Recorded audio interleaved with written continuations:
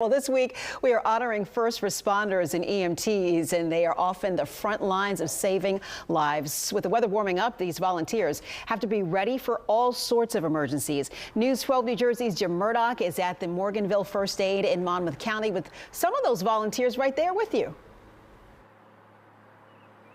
Good morning. That's right. Yeah, these are the guys, and there's also quite a few volunteer women out there saving lives on the front lines. And just to give you folks at home an idea of how busy they are, here in Morganville, it's not a big community, but in 2020, they responded to 960 calls, a combination of 16,000 volunteer hours put in. And we're joined by one of those volunteers right now, Paul Nebb, 17 years on the squad here. And today, temperatures could hit 90 degrees in some spots.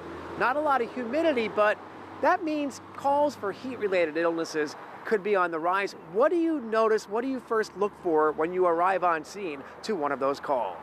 Yeah, so anyone with a heat-related emergency, likely going to have a elevated high body temperature, possibly becoming pale, feeling warm, a little dizzy, a little out of it. And those are definitely some signs of a heat emergency. Now, it doesn't have to be 100 degrees out there. You could be in the direct sun today and start to feel overcome, especially early in the year. Talk about that, if you wouldn't. You know, it's kind of the shock. You know, a lot of us are coming out of winter. We're coming out of, a lot of us coming out of being home for a while, not traveling. And just the sudden shift in body in the weather. You think, oh, I don't need the sunscreen. I don't need to be conscious of the time that I'm outside. It's nice. I'm going to go out and enjoy myself, right?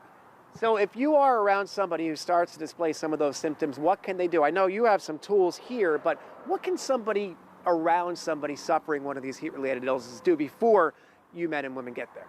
Yeah, so the first thing, obviously, get the victim out of the heating element. Bring them, if you can, to a cold car. If you're outside, under a tree, back in the house, anything, get them out of the heat. Next thing, obviously, get them cooled down. Use a towel, use some ice, apply it around the neck to the legs, try to cool down that body temperature.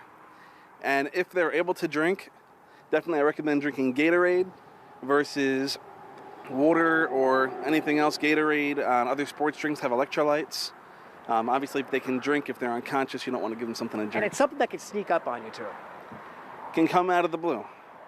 We see all the time, someone's fine 1 minute, and the next minute they're falling out of it.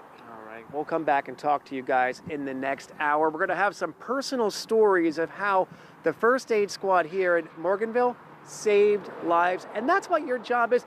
None of these folks are getting paid for it. They're here on their own free time to help you folks at home. Paul, thank you so much.